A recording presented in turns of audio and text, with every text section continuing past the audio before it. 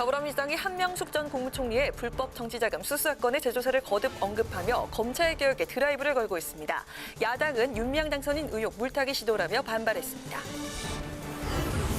당선인 워크숍 첫날 미래통합당 당선인 전원은 21대 국회 개원 전인 오는 29일까지 한국당과 합당할 것을 촉구했습니다. 내일은 김종인 비대위 수용 여부를 결정합니다. 20대 국회를 끝으로 55년 정치 인생을 마무리하는 문희상 국회의장이 퇴임 기자회견에서 아쉬움은 남아도 후회는 없었다면 행복한 정치인의 길을 걸었다고 회고했습니다. 대기자의 시선으로 분석해보는 정가 동향, 모교 정치클럽 기자 대 기자. 오늘은 달라진 보수정당의 행보가 돋보였던 5.18 40주년의 의미와 오늘부터 이틀간 통합당의 연찬의 핵심 주제가 될 김종인 비대위 출범 여부를 짚어봅니다.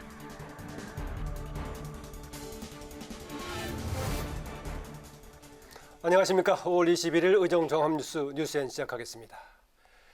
더불어민주당이 한명숙 전 총리의 불법 정치자금 수수 사건을 재조사를 거듭 언급하면서 검찰 개혁과도 연관시키고 있습니다. 야당은 윤미향 당선인에 대한 물타기 시도라고 즉각 반발했습니다. 양윤선 기자입니다. 더불어민주당이 불법 정치자금을 받은 혐의로 5년 전 대법원에서 징역 2년형을 확정받고 복역했던 한명숙 전 총리 사건과 관련해 거듭 재조사를 촉구했습니다. 한 전 총리에게 뇌물을 줬다고 허위 진술을 했다는 고 한만호 씨의 옥중 비망록 등을 비춰봤을 때 의심할 만한 정황들이 많다는 겁니다. 김태년 원내대표는 오늘 라디오 방송에 출연해 사건 출발에 정치적 의도가 없었는지 의심스럽다며 재수사 필요성을 언급했습니다. 의심을 할 만한 정황들이 많으니 무조건 결백하다, 제대로 했다라고만 생각하지 말고 의심해볼 여지도 있다. 좀 이렇게 생각하고 한번 더 들여다보고 조사를 해봤으면 좋겠다. 이런. 민주당이 한 전 총리 사건을 고리로 검찰의 수사 관행을 비판하며 검찰개혁에 속도를 낼 것이란 관측도 제기됩니다. 박주민 최고위원은 한 전 총리 사건 재조사가 곧 출범하는 고위공직자범죄수사처 수사 범위에 해당하는 점까지 언급하며 검찰개혁에 힘을 실었습니다. 야당은 즉각 반발했습니다. 미래통합당은 한 전 총리의 재조사 촉구는 거대 여당의 오만함이자 윤미향 물타기 시도라고 비판했습니다. 윤미향 당선인으로 여론이 악화되자 시선을 다른 데로 돌리려는 시도라면서 윤 당선인에 대한 조치부터 취하라고 요구했습니다. 국민의당도 사법 불신이자 재판 불복이고 증거가 가리키는 사실관계를 외면하고자 하는 게 사법농단이라고 비판했습니다. 법조계는 한 전 총리 사건이 무죄를 입증할 만한 새로운 증거가 발견되지 않은 만큼 재심 절차를 밟을 가능성이 희박하다고 보고 있습니다. 다만 민주당이 공수처 수사를 사실상 요청하고 있는 점과 추미애 법무장관이 검찰개혁과 관련한 필요성을 언급해 수사가 다시 이루어질 가능성도 있습니다. 하지만 워낙 휘발성이 큰 사안이어서 공수처와 법무부 어떤 차원의 조사이든 정부 여당의 정치적 부담이 될 수 있다는 지적도 나옵니다.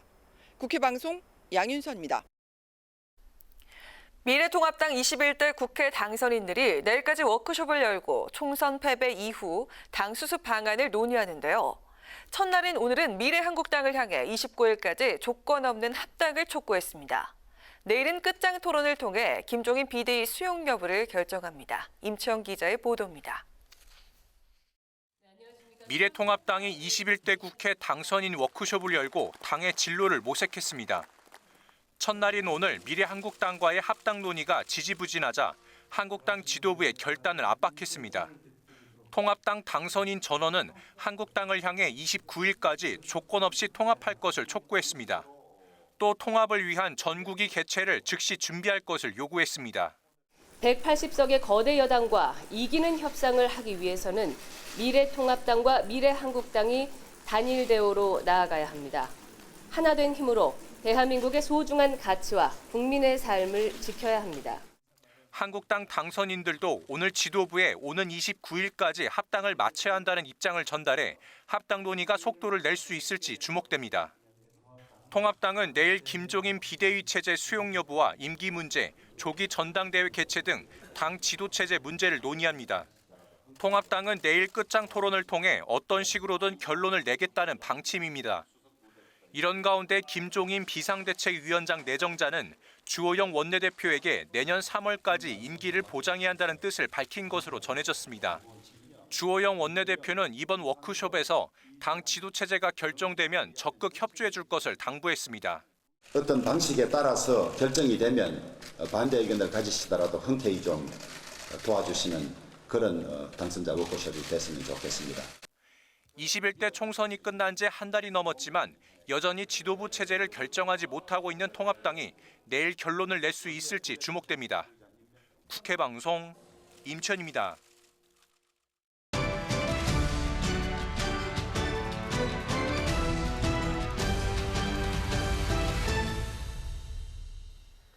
네, 이슈 분석 장정현, 홍혜진 기자입니다. 어서 오세요. 어서 오세요. 네, 안녕하세요.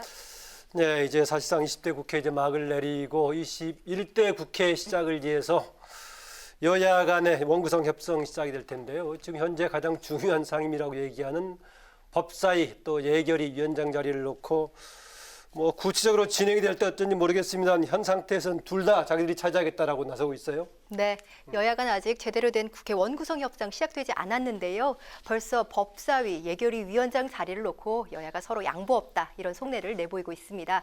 특히 오늘 민주당 김태년 원내대표가 그 뜻을 분명히 했는데요. 오늘 한 라디오 시사 프로그램과 인터뷰에서 원활한 국회 운영하려면 법사위원장 여당이 가져가야 한다는 의견을 분명히 했고요.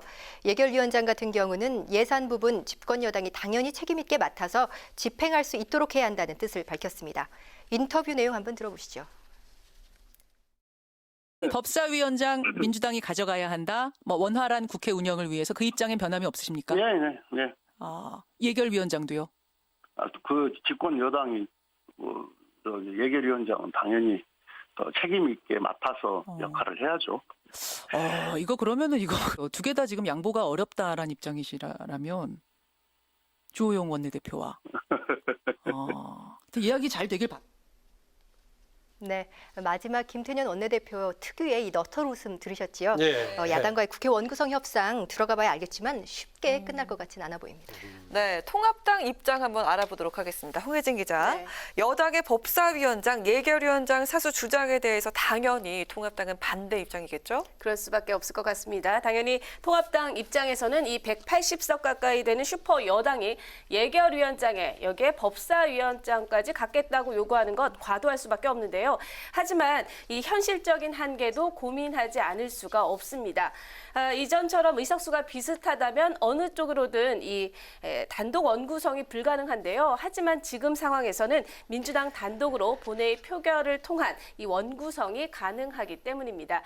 실제 이 민주당 김태년 원내대표 이 원구성 협상이 지연된다면 표결 처리도 배제할 수 없다 이런 입장을 밝히기도 했는데요. 통합당 입장에서 법사위까지 여당이 가져가게 되면 이 슈퍼 여당이 처리하겠다고 마음먹은 법안들에 제동을 걸 방법이 사실상 없어지게 됩니다. 따라서 예결위를 넘겨주더라도 이 법사위는 어떻게든 지키고 싶은 상임일 수밖에 없는데요. 이 결국 원구성 협상에 나서는 주호영 원내대표의 협상력에 관심이 쏠릴 수밖에 없을 것으로 보입니다. 네, 지금 여야가 모두 21대 국회는 새롭게 협치하겠다 하고 있지만 또 한편으로는 압도적인 여당 다수 이런 상황에서 어려움이 있어 보이긴 한데요. 네. 이번 여야 간의 기싸움. 과거에 맨날 이러다가 늑장 평균 40이 넘었다라고 얘기하고 있는데 개원이요. 네.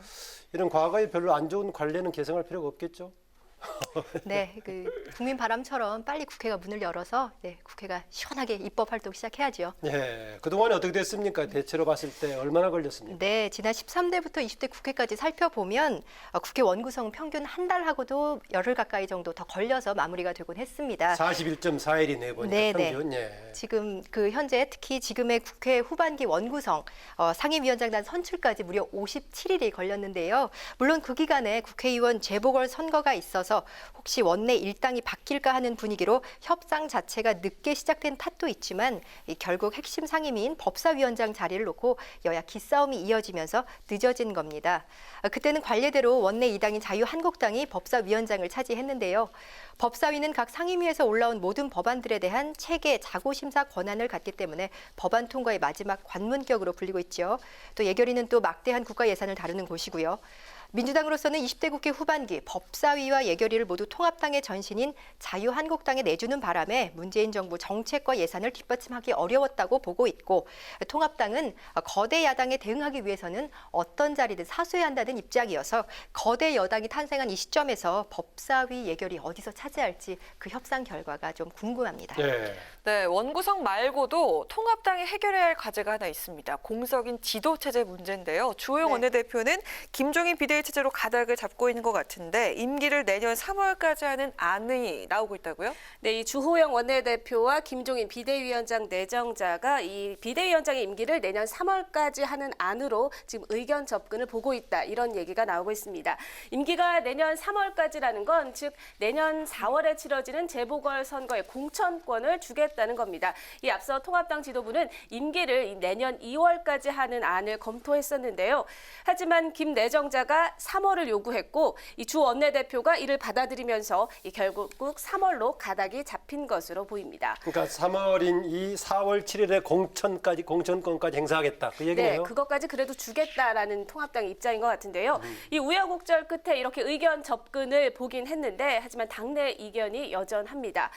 김종인 비대위로 가더라도 임기를 못 박지 말자거나 아니면 올 연말까지 혹은 재보선 공천권을 행사할 수 없는 2월까지 해야 한다는 주장이 있고요. 아예 비대위가 아닌 조기 전당대회를 치르자, 이런 의견 등 다양한 의견들이 현재 분출되고 있습니다.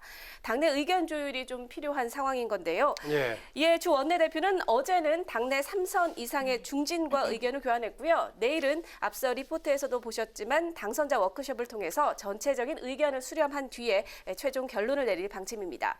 만약 워크숍에서 이 김종인 비대위로 결론이 난다면 황교안 전 대표가 총선 참패의 책임을 지고 물러난 지 40여일 만에 새 지도체제가 출범하게 될 것으로 보입니다. 네, 장재현 기자. 얼마 전에 5.18 40주년 행사가 있었는데 민주당이 상당히 적극적으로 대대적으로 참여를 했습니다. 네. 그런데 민주당 또 하나 지금 이제 노무현 전 대통령 서거일이 얼마 안 남았죠? 네, 예. 오는 토요일이죠. 토요일 23일이죠. 네, 예. 그렇습니다. 진영마다 상징이 되는 지도자가 있죠. 진보 진영에서는 그 김대중, 노무현 두 전직 대통령을 꼽을 수 있을 텐데요. 특히 노 전 대통령은 비운의 중을 맞은 만큼 그 정치적 상징성은 민주당의 핵심 자산으로도 평가받고 있습니다. 현재 친문 인사들도 노무현 정권 당시 핵심 권력 세력이었던 친노들이 주축을 이루고 있고요. 여기에다 지난해 5월 23일 노무현 전 대통령 서거 10주기 추도식에는 10,000명에 달하는 인파가 봉하마을에 모여서 노 전 대통령을 향한 추모 열기가 여전히 식지 않고 있음을 보여주고 있습니다. 특히 올해는 민주당이 총선에서 압승을 거두면서 그 추모 분위기가 한껏 고무될 수도 있었을 텐데요. 모레 그 11주기 추도식은 코로나 사태로 언택트 방식으로 진행된다고 합니다. 노무현 재단 측에서 홈페이지와 유튜브 등을 통해 모레 추도식을 온라인 생중계하는데요. 네. 재단 측에서는 코로나19로 인해 부득이하게 추도식을 축소한다면서 초청 인원을 유족과 재단 임원, 정당 대표 등 100명 정도로 제한했습니다. 네. 네, 민주당에서는 지도부와 당선인 전원이 총출동하는데 추도식에는 공식 초청을 받은 당 지도부만 참석하고 오후에 있을 참배에 민주당 당선인들이 함께 할 것으로 보여집니다. 네, 문재인 대통령은 2017년 당선되던 해에 한 번 참석을 하고요. 재임 시에는 더 이상 참석하지 않을 거다라고 얘기했기 때문에 대통령은 네. 참석하지 않을 것 같습니다. 그랬군요. 네. 주호영 원내대표도 추도식에 참석을 한다고요? 네, 그렇습니다. 주호영 원내대표, 사실 원내대표 취임 후에 외부 일정으로 처음 간 곳이 바로 5.18 민주화운동 그랬죠, 예. 기념식에 참석을 했었는데요. 이번에 두 번째는 고 노무현 전 대통령 이 서거 11주기 추도식에 갑니다. 노무현 재단에서 주 원내대표만 이 공식 초청한 것으로 알려졌는데요. 이 주 원내대표 측은 아무래도 전직 대통령에 대한 예우인 만큼 참석하기로 했다고 밝혔습니다. 통합당 지도부가 이 고 노무현 전 대통령 추도식에 참석하는 건 2016년이 마지막이었습니다. 당시 새누리당 당대표 권한대행이었던 정진석 원내대표가 참석을 했었는데요. 이번에 주 원내대표가 참석을 하면 4년 만이죠. 의미 있는 행보라는 평가입니다. 주 원내대표 앞서 5.18 기념식에 참석을 해서 유족에게 사과를 했죠. 예. 그리고 임을 위한 행진곡을 부르는 모습 등이 긍정적으로 평가를 받기도 했는데요. 국민 통합 차원뿐만 아니라 우클릭되고 있는 통합당의 외연을 좀 확장시키고 보수가 달라지고 있다, 이런 인식을 심어주기 위한 그런 의지로 풀이됩니다. 네, 오늘 이슈 분석 장정현, 홍혜진 기자였습니다. 수고했습니다. 알겠습니다. 네, 오늘 29일 20대 국회 종료와 함께 현역 정치 생활을 마무리하는 문희상 의장이 오늘 기자 간담회를 열고 소회를 밝혔습니다. 후회 없는 삶, 행복한 정치인의 길이었다고 했습니다. 보도에 한도영 기자입니다. 20대 국회 하반기 국회의장 임기 종료와 함께 현역 정치인 생활을 마무리하는 문희상 국회의장. 55년 정치 인생 동안 김대중 전 대통령 정무수석, 노무현 전 대통령 비서실장, 민주통합당, 새정치민주연합 비대위원장 등을 역임했습니다. 한국 사회에 미력하게 남아 기여하고 혼신의 힘을 다해 일할 수 있어 행운이라고 생각한다며 아쉬움은 있지만 후회 없는 삶이었다고 말했습니다. 너무 후한 정치 인생을 걸어왔습니다. 하루하루 쌓아올린 보람이 가득했던 행복한 정치인의 길이었다고 생각합니다. 또 대한민국이 세계를 선도하는 이른바 팍스 코리아나는 정치 지도자라면 누구나 추구해야 할 목표라며 향후 팍스 코리아나 시대가 열리길 응원했습니다. 팍스 아시아나의 시대에는 한국, 중국, 일본 3세 나라가 서로 양보하면서 협력 속의 경쟁이 필연적이라고 저는 생각합니다. 문 의장은 이어진 기자들과의 질의응답에서 문재인 정부의 남은 임기 국정 운영 방향으로 통합을 제시했습니다. 통합의 방안 중 하나로는 박근혜 전 대통령 사면을 제안하며 과감하게 추진할 적기라고 생각한다고 밝혔습니다. 문 의장은 또 다음 21대 국회가 이뤄야 할 과제로 개헌을 꼽았습니다. 개헌이야말로 촛불 민심을 제도화하는 방법이라며 대통령 권력 집중을 막기 위한 책임 총리제 도입 논의가 필요하다고 강조했습니다. 국회 방송 한두영입니다. 어제 본회의를 끝으로 20대 국회가 사실상 막을 내렸습니다. 지난 4년을 되돌아보고 21대 국회가 나아가야 할 방향을 제시하는 자리가 마련됐는데요. 전문가들은 정부를 견제하고 일하는 국회가 되기 위해선 의회 권한을 보다 강화해야 한다고 강조했습니다. 보도에 박지영 기자입니다. 패스트트랙 사태 등으로 인한 여야 대치로 장기간 공전하며 식물 국회라는 오명을 들은 20대 국회. 이 같은 정치 양극화를 극복하고 21대 국회가 새롭게 나아가야 할 길을 모색하는 자리가 마련됐습니다.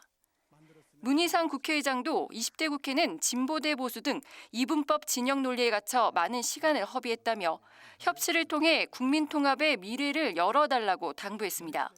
새로운 21대 국회의원 전원이 국회는 민주주의의 꽃이며 최후의 보루라는 신념으로 국민 신뢰 회복에 온 힘을 쏟아주기를 기대합니다.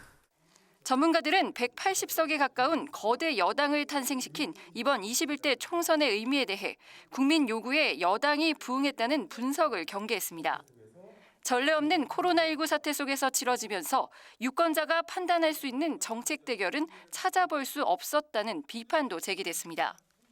전문가들은 의회 민주주의 발전을 위한 우선 과제로는 권력 분산을 꼽았습니다. 대통령에게 과도하게 집중된 권력을 분산해 의회 권한을 보다 강화해야 한다고 강조했습니다. 인사 동의권이라든가 감사권이라든가 이런 것들이 국회로 넘어오는 그런 권력 분산이 의회 민주주의에 굉장히 중요하다고 생각합니다. 이와 함께 여야의 비례 위성정당 출연으로 퇴색된 연동형 비례제 도입의 취지를 다시 회복시켜야 한다며 득표율과 의석이 비례할 수 있는 국회의원 선거제도로 개혁해 나가야 한다고 주장했습니다. 이 밖에 21대 국회가 신뢰받는 국회로 거듭나려면 정쟁보다는 정책 중심으로 또 상임위 중심으로 일하는 모습을 보여야 한다고 조언했습니다. 국회 방송 박지영입니다.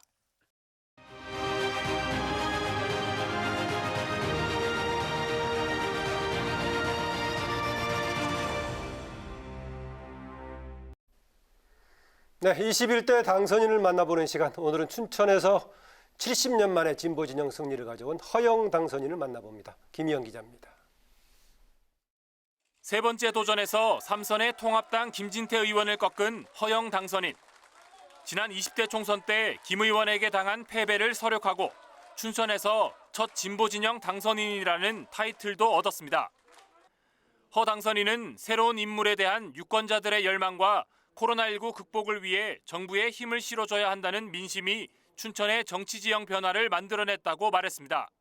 70년 만에 이런 결과는 이 코로나19라고 하는 국가적 위기 상황 속에서 코로나19를 극복해내고 경제 위기 경제를 제대로 활성화시킬 수 있는 강한 정부에 대한 열망이 반영된 결과라고 생각을 하고 있습니다. 허 당선인은 2003년 유학을 준비하다 열린우리당 김근태 전 의장을 만나 비서관으로 일하면서 정치에 입문했습니다. 김 전 의장을 정치적 아버지라 칭하는 허 당선인은 보수 강세 지역인 춘천을 지역구로 선택하고 지난 12년 동안 버틴 것도 김 전 의장 덕분이라고 말합니다. 고향에 내려가서 어려운 지역에서 한 10년 정도 노력을 하면 우리나라 정치 발전에 큰 기회를 가질 수 있을 것이다라고 하는 거의 유언과 같은 그런 말을 듣고 허 당선인이 가장 공을 들이는 건 춘천 국가호수정원 조성입니다. 상임위도 국토위를 희망하고 있고 지역 발전을 위해 그린 SOC 투자 유치에 집중할 계획입니다. 캠프 페이지라고 하는 미군 부대 땅과 의암호라고 하는 호수를 잘 결합을 해서 춘천 호수 국가정원을 만들어서 춘천의 새로운 100년 곡간을 좀 잘 만들어 나가고 싶습니다. 허 당선인의 오래된 계획은 기본소득법 제정입니다. 태어날 때부터 노년까지 생애 주기별 기본소득을 주는 법안을 21대 국회 대표 입법으로 추진할 계획입니다. 재원 마련과 관련해 우려가 있지만 고소득자 세금 구간 확대, 세액공제 개선을 통해 충분히 마련할 수 있다는 게 허 당선인의 생각입니다. 국회 방송 김희연입니다. 더불어민주당 김태년 원내대표는 21대 국회 원구성을 다음 달 8일인 법정 시한 내에 마무리해야 한다고 주장했습니다. 김 원내대표는 오늘 정책조정회의에서 코로나19 대응을 위한 3차 추경안과 관련 입법의 신속한 심사를 위해 원구성 협상에 적극 나서겠다고 말했습니다. 또 일하는 국회를 만들기 위해 한정의 의원을 단장으로 한 일하는 국회 추진단을 구성하고 상시국회 도입을 비롯한 제도 개선에 나서기로 했습니다. 미래통합당은 더불어민주당 윤미향 당선인 의혹 진상규명을 위한 당 차원의 진상규명 TF를 구성할 예정이라고 밝혔습니다. 이종배 정책위 의장은 TF에서 윤 당선인 의혹에 대한 사실관계 확인과 국정조사 추진을 논의하고 시민단체가 회계를 부정적으로 사용하지 못하도록 하는 제도를 만들겠다고 밝혔습니다. 국민의당 안철수 대표가 코로나19에 따른 입시 대책으로 수능을 연기하고 시험 횟수를 2회로 늘리는 방안을 제안했습니다. 안 대표는 오늘 최고위에서 코로나19 확산으로 학업에 차질을 빚은 고3 학생과 재수생 사이에 형평성과 공정성 문제가 제기될 수 있다며 이같이 밝혔습니다. 한편 안 대표는 오늘 포스트 코로나를 주제로 한 당의 첫 공식 토론회에 참석해 총선 이후 본격적인 정책 행보에 나섰습니다. 국회 사무처는 친환경 국회 조성을 위해 국회 도서관 옥상에서 양봉을 활용한 도시생태 보건 촉진 사업을 추진합니다. 꿀벌들은 5km 내 유실수의 수정 확률을 크게 높여 도시생태 보건에 기여하는 것으로 알려졌습니다. 이 사업은 미래통합당 조호영 원내대표가 제안한 것으로 국회는 앞으로도 다양한 방법으로 도시생태 보건 사업을 추진할 계획입니다.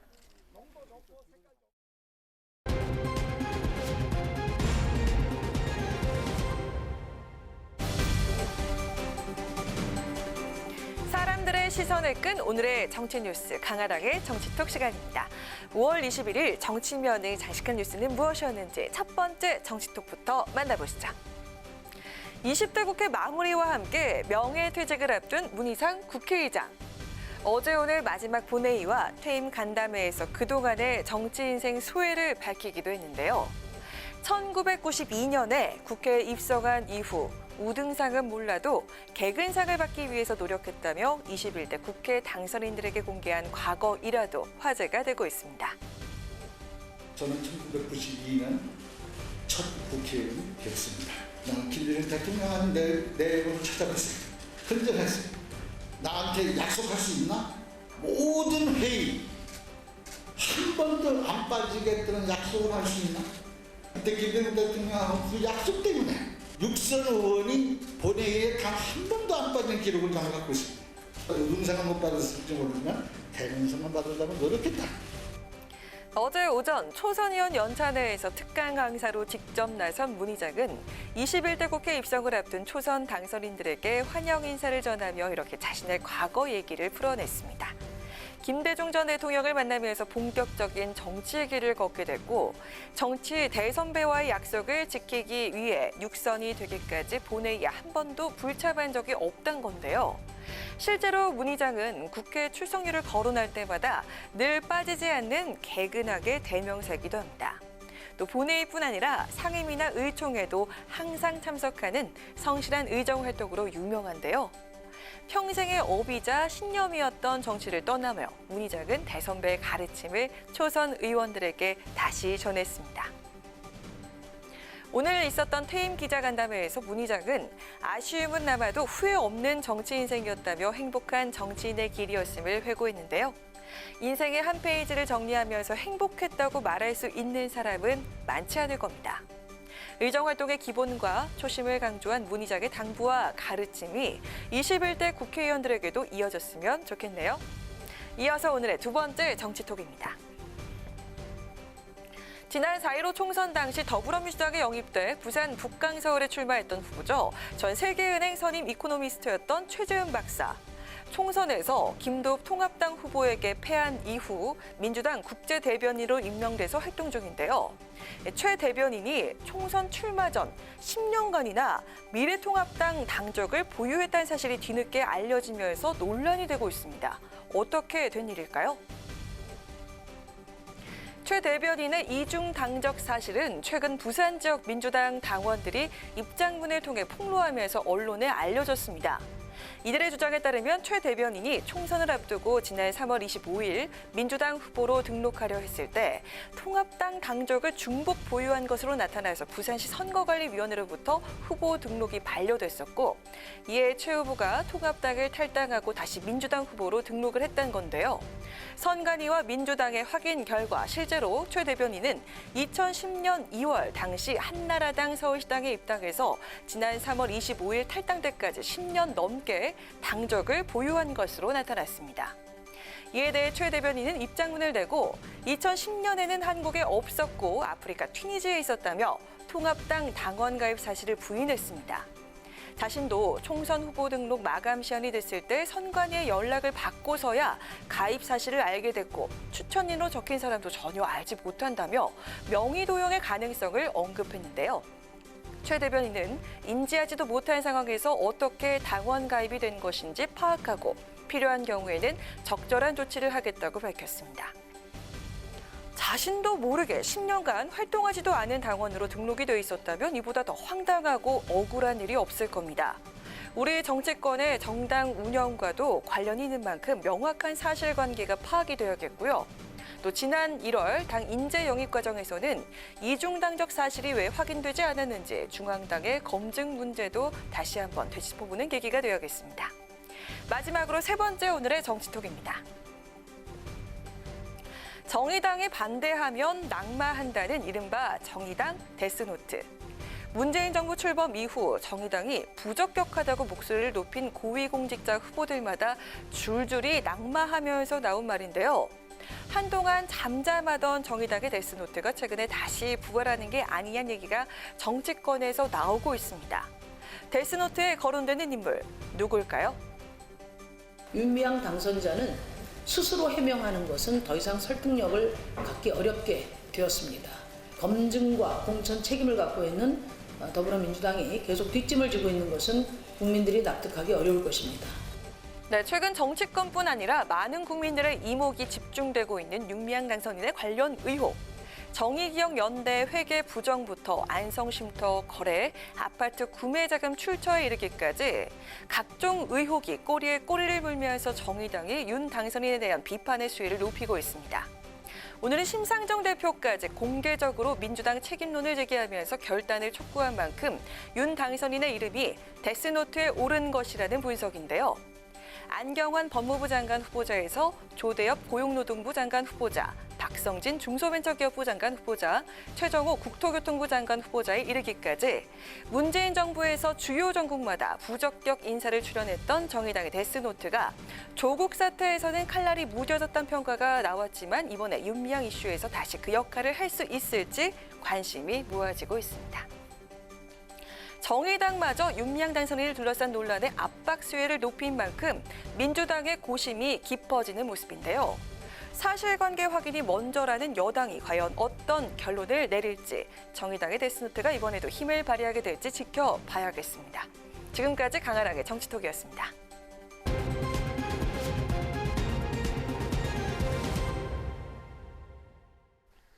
네, 정치권 동향을 대기자의 시선으로 짚어보는 목요 정치클럽 기자 대 기자 시간입니다.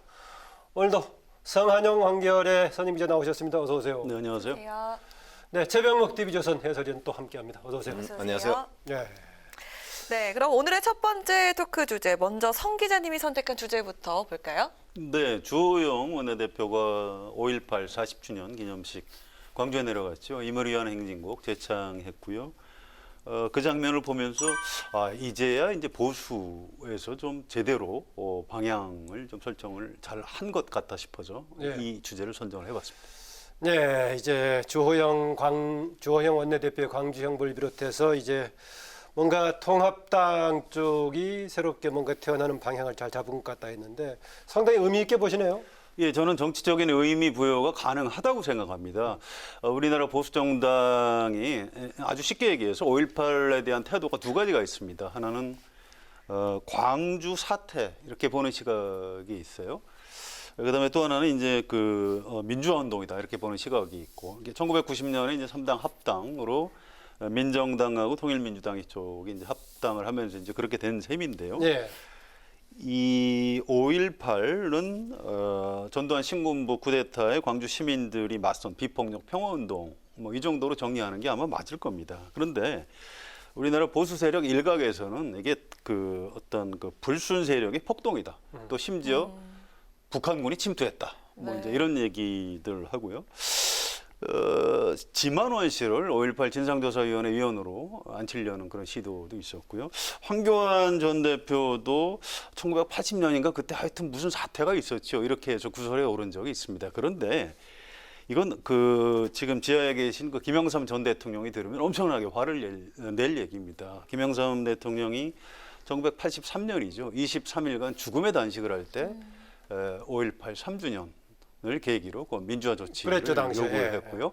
또 대통령이 된 뒤에는 5.18 특별법을 제정해서 전두환 노태우 두 전직 대통령 사법 처리하고 국가기념일도 그때 정했죠. 그렇습니다. 예. 그때 이제 민주화 운동으로 승격을 시킨 거죠. 그래서 주호영 대표의 5.18 관련한 말과 행동 이건 그냥 단순한 한 번의 해프닝이 아니고 우리나라 보수 정당이 좀 제대로 합리적인 보수, 개혁적 보수로 제자리를 찾아가는 과정이라고 보고 싶습니다. 네, 광주 현지에서도 환영을 받았지만은 갔다 와서 헌정회를 또 지도부가 방문을 했는데 네. 헌정회사도 칭찬을 받았어요.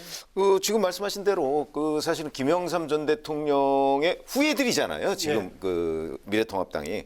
근데 김영삼 전 대통령이 만들어 놨던 그런 구조하고 똑같은 거거든요. 근데 이제 아마 지금도 제가 추정컨대는 미래통합당 내부에서는 여전히 이런 부분에 관해서 부정적으로 생각하는 사람도 있긴 있을 거예요. 네. 그래서 저는 정당 전체의 변화 이런 것도 물론 중요하지만 사실은 황교안 전 대표가 주호영 원내대표로 바뀐 것 이것도 저는 상당히 영향을 미쳤다. 그러니까 네. 정치인의 스타일 자체도 영향을 미친 것 아니겠는가 이렇게 생각이 든다면 아마 황교안 전 대표 같았으면 이렇게 선뜻 가서 이 주먹을 흔들어가면서 임을 위한 행진곡 같은 거 부르지 않았을 가능성이 좀 더 있다고 보거든요. 네. 근데 이제 주호영 원내대표는 개인적인 스타일의 변화도 상당히 영향을 미치지 않았겠는가 이렇게 생각을 합니다. 네, 그 관련해 가지고요. 어떻습니까? 지금 이 통합당 계열하고 현재 민주당 계열하고 이렇게 예전에도 양극화되는 그런 구조였나요? 아니면은 진행이 되면서 이렇게 양극화 대립이 커졌나요? 어떤가요? 어차피 이 두 당은요, 한 당이 집권하면 다른 당이 제1야당하고 이랬던 관계 아니겠습니까? 그러니까 사실은 상당한 정도의 어떤 사회적 또는 정치적 이슈에서 의견을 달리할 수밖에 없는 구조라고 저는 보거든요. 예. 그런데 이제 그런 이슈들을 던져놓고서 국민들 앞에 누가 다수의 지지를 받느냐 하는 경쟁을 벌여왔던 두 당 아닙니까? 예. 어찌 보면 5.18 광주 민주화 운동과 관련한 여러 가지의 시각 차이도 저는 있을 거라고 봅니다. 근데 주호영 원내대표가 이제 그 부분을 이번에 본인의 어떤 스타일도 스타일이지만 미래통합당이 가져야 할 이 부분에 관해서 황교안 전 대표 시절과는 다르게 새롭게 변모하는 모습을 보여야 된다 이렇게 판단을 했기 때문에 지금과 같은 결과가 나오지 않았나 이렇게 생각합니다. 네, 여야당 또 양 진영 간의 간극 대립이 어떤 배경 속에 생긴 것인가 그 얘기입니다. 이게 이제 뭐라고 그럴까요? 서로 논쟁을 하면 곤란한 지점들이 좀 있습니다. 뭐 이를테면 상대방을 이제 극단적으로 이제 몰 위험이 있어요. 그러니까 북한하고 대화를 해서 핵 문제를 해결하자 그러면 아니 뭐 당신들 종북이냐 뭐 이렇게 뭔데든가. 네. 그건 이제 그런 건 아니거든요. 이 5.18 문제도 마찬가지입니다. 이게 여러 가지 시각은 있을 수 있는데 이 문제를 가지고 이제 이른바 태극기 부대 이쪽 약간 극우 세력 쪽에서는 이제 이거 자꾸 이걸 활용을 해서 정치적으로 좀 써먹으려고 하는 것 아니냐. 과거 이제 김대중 정부, 노무현 정부에 대한 반감을 가진 분들이 일부가 당내에서 이제 주호영 원내대표 같은 이런 태도를 취하는 사람들을 붙잡고 야, 너희 그러려면 그 저쪽 당으로 가라. 뭐 이렇게 배척을 해버리는 이런 측면이 있어요. 근데 이게 이렇게 된 게 그 이제 가짜 뉴스가 좀 범람을 하고 확증 편향이 강해지는 최근에 한 5, 6년 전부터 좀 더 심해지는 그런 경향이 있고요. 이 주호영 원내대표가 이번 그 사과한 것 때문에 또 아까 최병목 의원 말씀하신 대로 항의 내지 비난을 많이 받았다고 해요. 근데 저는 이 부분은 좀 버텨줘야 된다고 생각을 합니다. 그래야 좀 보수 정당이 어떤 제 위치를 잡을 수 있는 거죠. 좀 버틸 수 있을 것 같습니까? 아니 이 주호영 원내대표가 이런 항의나 반발 이런 것들이 당내 또는 당 밖에서 이제 이른바 태극기 부대라고 하는 세력으로부터 있을 거라는 예상을 못하고 저렇게 하지는 않았을 거라고 생각하거든요. 그런 차원에서 본다면 지금 얘기하는 게 저는 그 미래통합당 지지자 중에서도 5.18 광주민주화운동에 와서 폄훼하는 세력이 다수라고는 생각 안 합니다. 저는. 그러나 소수지만 있긴 있을 거예요. 현재도 완전히 없어지지는 않았을 거예요. 그런 차원에서 본다면 주호영 원내대표가 이렇게 방향을 바꾼 데에서 어떤 일정한 정도의 반발은 충분히 저는 예상했었다고 보고요. 네. 그런 점에서 본다면 이걸 뭐 다시 또 흔들린다거나 이런 어떤 당내 반발 때문에 뭐 그럴 가능성은 좀 별로 없다고 생각합니다. 네, 사실 주 원내대표가 광주로 간다란 이야기가 나왔을 때만 해도 지난해처럼 광주 시민들이 거센 반발을 하는 거 아니냐 이런 우려가 있었는데요. 오히려 좀 분위기가 화기애애졌습니다. 네, 광주의 달라진 분위기를 볼 때 통합당의 변화를 받아들인 것이라고 봐야 할까요? 저는 뭐 그렇게까지 판단하기에는 좀 이르다고 봅니다. 아직은. 그러나 이제 주호영 원내대표가 갖고 있는 어떤 정치적인 캐릭터가 있잖아요. 그 캐릭터가 예를 들어서 이런 이념적인 문제라든가 아니면 5.18 광주민주화운동이나 이런 부분에 관해서 그동안에 뭐 실언을 했다거나 아니면 그런 그 주장에 그 폄하하려는 그런 주장에 뭐 동조했다든가 하는 그런 기록들이 전혀 없어요. 그러니까 황교안 대표만 해도 전 대표만 해도 예를 들어서 뭐 공안검사 출신이다 뭐 이런 게 이제 붙어 있잖아요. 항상. 그 뭔가 낙인이 찍혀 있는 측면이 있거든요. 그런데 주호영 원내대표는 그런 게 없어요. 저는 그런 점들이 자연스럽게 그 황교안 전 대표와 주호영 원내대표를 광주에서도 달리 보는 하나의 계기가 됐다 이렇게 생각을 합니다. 현재 광주에 제가 이제 뭐 이런저런 인연이 좀 있습니다. 고향은 아니고요. 군대 생활을 거기서 한 적이 있고, 그다음에 이상하게 80년 이후에 계속 5월만 되면 광주에 현장 취재를 간 적도 많고. 갈 때 이제 느낀 점인데 광주에서 그렇게 많은 걸 요구하는 게 아닙니다. 좀 있는 그대로 좀 봐달라. 있는 그대로만 좀 봐달라. 뭐 엄청나게 뭐 이걸 가지고 와서 무릎을 꿇어라. 그런 분들 목소리 별로 없고요.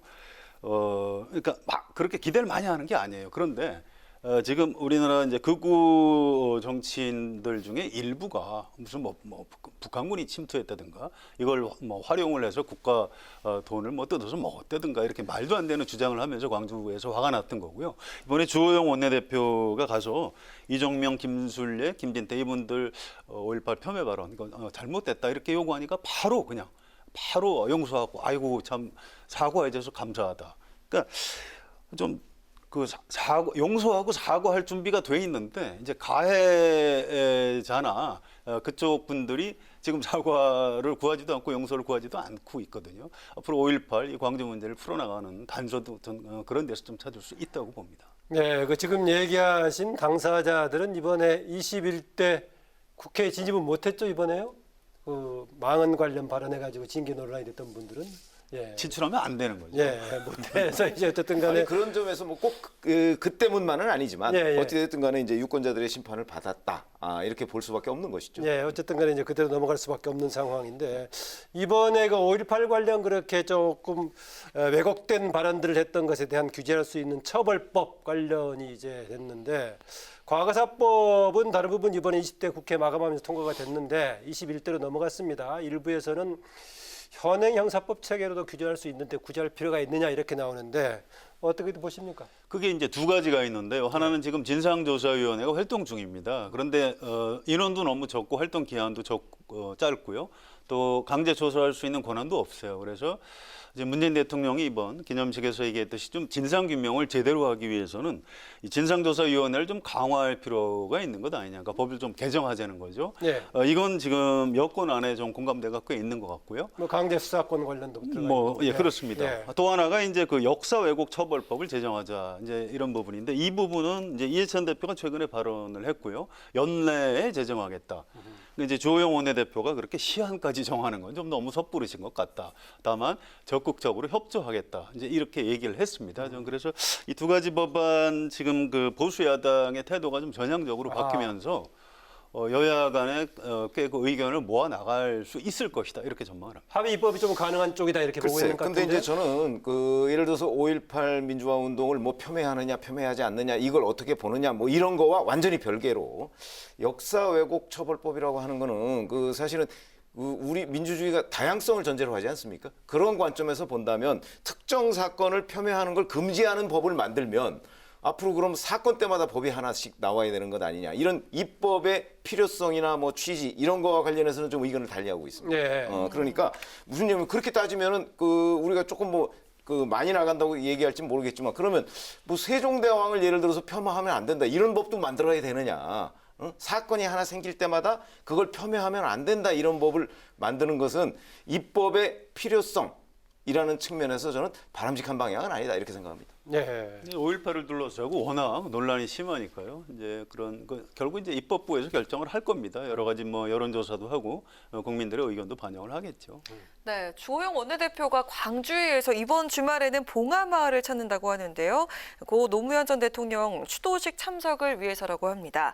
자, 이런 행보가 당 내에서도 지지와 공감을 끌어내고 있다고 생각하십니까? 아마 그 미래통합당 내부에서 대단히 의견이 분분할 거예요. 그래서 저도 사실은 그 찬성하는 의견이 다수일까 반대하는 의견이 다수일까 좀 그 단언하기가 어려울 정도예요. 아까 5.18 관련은 아까 소수라고 얘기했었는데 반대. 그렇죠. 예. 그 부분은 이제 그 좀 정리가 됐을 거라고 보는데 저는 그 봉하마을 추도식에 참석하는 문제 뭐 그래도 제가 짐작컨대는 아마 다수가 뭐 그런 거야 뭐 참석할 수 있지 않느냐. 왜 참석한다고 해서 꼭 뭐 다른 뜻을 가지고 있는 건 아니거든요. 그런 점에서 본다면 주호영 원내대표가 그 여당과 지금 민주당과의 관계를 좀 원만하게 해가는 그런 차원에서의 결정.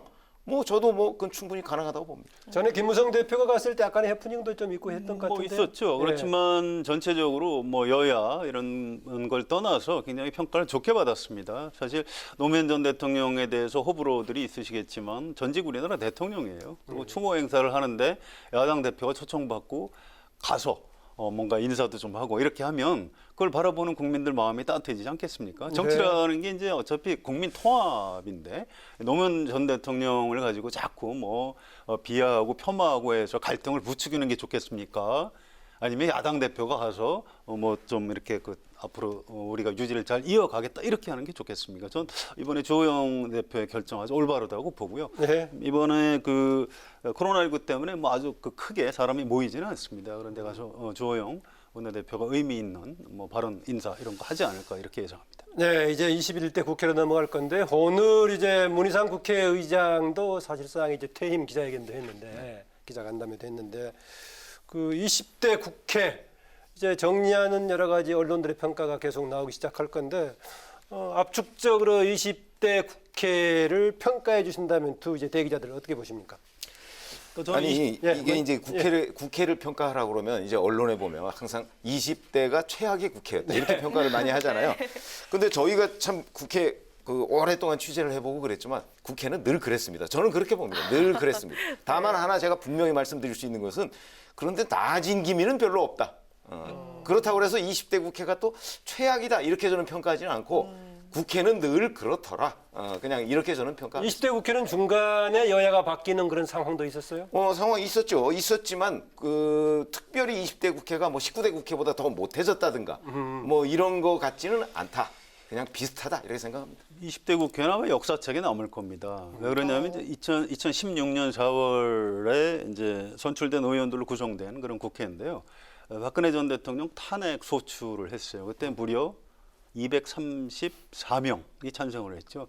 3분의 2면은 이제 탄핵 소추가 되는 건데 그 당시 국민 여론 비율하고 비슷합니다. 네.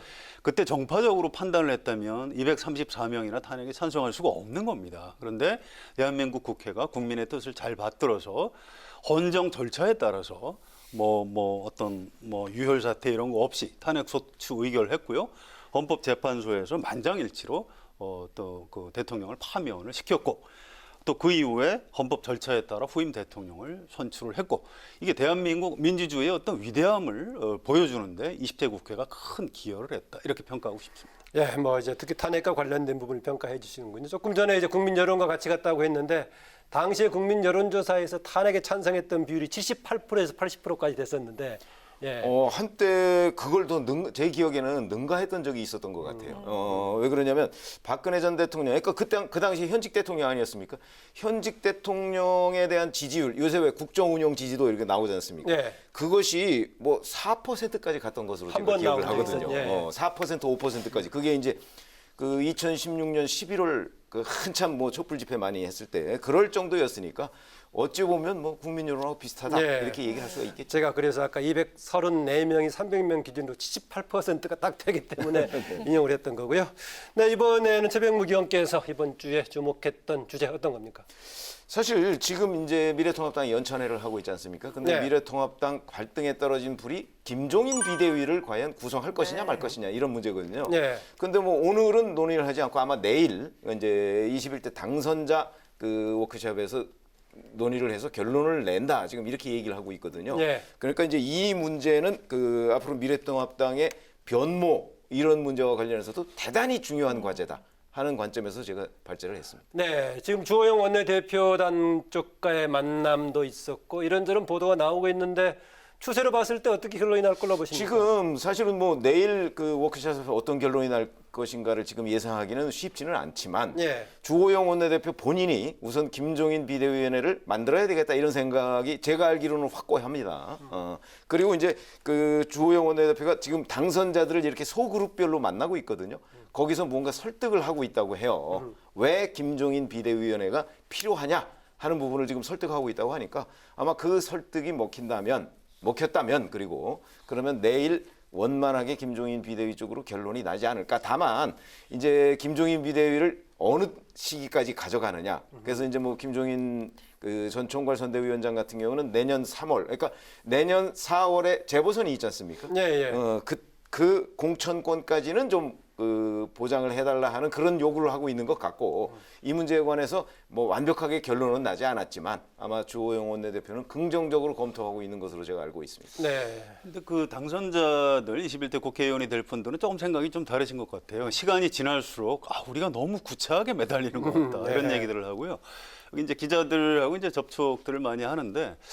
좀 대안이 없어서 답답하긴 한데 좀 우리가 언제까지 이렇게 매달려야 되느냐 이런 얘기들을 해요. 그래서 또 이런 측면이 있습니다. 이게 그러면 김종인 전 의원이 내가 그러면 4월까지면 내가 하고 2월까지면 안 하겠다. 이런 식의 거래를 지금 하고 있는 것도 아닙니다. 그래서 이거는 최종 결론이 어떻게 날지 잘 모르겠어요. 이거는 이를테면 의원들의 의견을 모아가지고 주호영 원내대표가 김종인 전 의원을 만나겠죠. 만나서 이렇게 최선을 다해서 제가 설득을 해서 재보궐선거 직전까지 좀 해주시는 걸로 의견을 모았습니다. 좀 해주십시오. 이렇게 요청을 하겠죠. 자, 그러면 그 순간 김종인 전 의원이 그러면 내가 해보겠다라든가 지금 이렇게 그분 인격이 또 그렇지도 않고요. 그래서 이미 사실은 절반 이상은 좀 김종인 전 의원이 마음이 떠난 걸로 알고 있습니다. 그래서 당내에서 현실적으로 그 21대 국회의원들 중에 상당수가 뭐 갸웃갸웃 좀 부정적인 여론이 높아가고 있다는 걸 잘 알고 있기 때문에 최종 결론은 좀 두고 봐야 될 것 같습니다. 이번에 이제 통합당의 연찬회는 정말 끝장 토론하자 해가지고 외부 초청 강사 없이 이렇게 진행이 된다고 하는데 이 중에서 지금 이제 통합당 출신들에서 무소속으로 당선된 네 사람이 좀 비교적 비중이 있는 사람들인데 그렇죠. 이런 문제도 공식적으로 뭐 복당 여부 논의가 될까요? 과제 중에 하나죠. 제가 보기에는 아마 김종인 비대위 문제를 어떤 식으로든 결론을 내고 나서 이제 논의를 할 가능성이 있거든요. 만약에 그 8월 전당대회가 된다고 했을 경우에 지금 이제 그 규정상으로 보면 8월 말까지 전당대회를 해야 되는 거 아니겠습니까? 근데 그게 된다고 했을 때는 아마 그 전에 복당은 좀 어려워질 가능성이 있고 그러나 이제 김종인 비대위를 구성한다고 했을 경우에는 김종인 비대위로 그 복당 문제를 넘기겠죠. 네 사람은 뭐 차별적으로 뭐가 될 가능성은 없을까요? 제가 보기에 아마 그 중에 누구는 받고 누구는 안 받고 이미 뭐 권성동 의원 같은 경우는 네, 지금 복당 신청을 신청했죠. 해놨지 않습니까? 예. 그래서 차별적으로 하기에는 현실적으로 어려울 겁니다. 네. 복당은 원내대표가 아니고 이제 지도부 권한인데요. 김종인 전 의원이 대표가 된다면 비대위원장 대표가 된다면 아마 복당이 쉽지 않을 겁니다. 일단 홍준표 의원에 대해서 굉장히 부정적으로 평가를 했기 때문에. 그렇죠. 그런데 만약에 그게 불발이 돼서 당분간 주호영 원내대표가 비대위원장직을 좀 수행을 한다든가 이렇게 되면 복당시킬 가능성이 높다고 봅니다. 왜냐하면 주호영 원내대표 본인이 복당파세요. 탈당을 했다가 그렇죠. 예, 또 바른정당 갔다 그렇습니다. 왔었고, 갔다 돌아왔고요. 또 원래 어떤 정치적인 스타일 자체가 이 통합주의자예요. 힘을 모아야 된다 이런 스타일이기 때문에 김종인 전 의원 비대위원장 영입 여부에 따라서 아주 직접적으로 관련이 있는 문제인 것 같습니다. 네, 또 합당 문제도 남아 있는데요. 현재 한국당이 통합당과의 합당에 소극적인 태도를 보이고 있는데 만약 비대위가 출범하게 된다면 합당의 속도를 좀 낼 수 있을까요? 예, 오늘 굉장히 중요한 두 가지 움직임이 있었어요. 미래한국당 당선자들이 원유철 대표님 우리 빨리 합당합시다. 이렇게 당선자들이 의견을 모아서 전달을 한 게 있고요. 또 지금 연찬회를 하고 있는 미래통합당의 당선자들도 지금 뭐 좌고우면할 때가 아니고 빨리 합당을 해야 된다. 이제 이렇게 결의를 했습니다. 공식 발표했어요. 그래서 내일 아침 8시에 미래한국당 당선자들하고 원유철 대표가 만나서 대화를 하기로. 원유철 대표로서는 좀 모양새를 갖춰서 당대당 통합을 하자 이렇게 생각하는 것 같은데 정작 그 당사자들이 다 필요 없으니까 지금 빨리 통합하자 이렇게 지금 재촉을 하고 있는 이런 상황인 것 같습니다. 정운찬 의원 등은 약간의 다른 기류도 보이네요. 그렇죠. 사실 오늘 보도에 나왔지만 합당을 반대하는 걸 김무성 의원한테 문자로 한 게 지금 포착이 되지 않았습니까? 네. 그런 걸 보면 사실은 미래한국당에서 유일하게 재선 그렇죠. 재선 의원이죠. 그러니까 그런 기류가 한국당에 있는 건 사실이고요. 그다음에 원유철 대표도 이렇게 서둘러서 합당하는 거는 좀 꺼리는 분위기예요. 그렇게 본다면 미래한국당 내에서 다수의 의원들이 합당을 밀어붙이기도 쉽지가 않아요.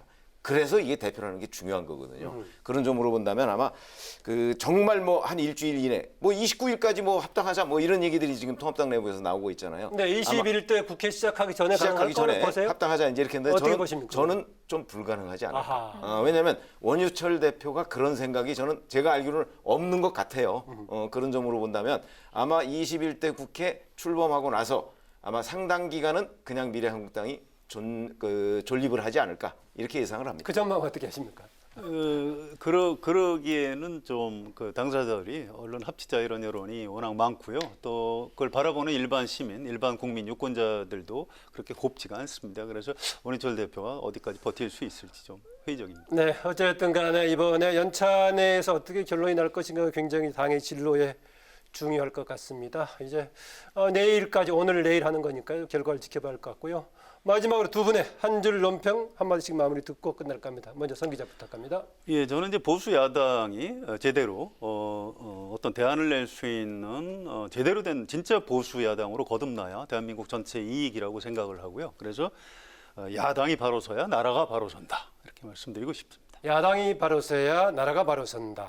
네, 우리 최병묵 의원은요. 저도 사실은 미래통합당에 대한 코멘트로 마무리를 하려고 하는데 네. 무슨 얘기냐면 저는 속도가 곧 개혁이다 이렇게 얘기를 했습니다. 무슨 얘기냐면 개혁이라는 것은 그 내용 이런 것도 굉장히 중요하지만 그 개혁이라는 그 장치를 속도감 있게 추진하는 것도 또한 중요하다. 이런 관점에서 속도가 곧 개혁이다 이렇게 얘기를 했습니다. 네, 오늘 두 분 고맙습니다. 감사합니다. 감사합니다.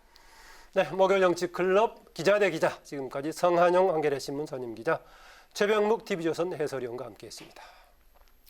네, 내일도 일교차가 큰 봄 날씨가 이어지겠습니다. 저녁부터는 중북부 지역을 중심으로 비가 내릴 전망인데요. 비의 양이 많은 편은 아니지만 비가 오는 동안 벼락과 돌풍을 동반해 다소 요란한 비가 쏟아질 수 있으니까요. 주의하시기 바랍니다. 네, 문희상 국회의장 퇴임 기자회견 소식 전해드렸었죠.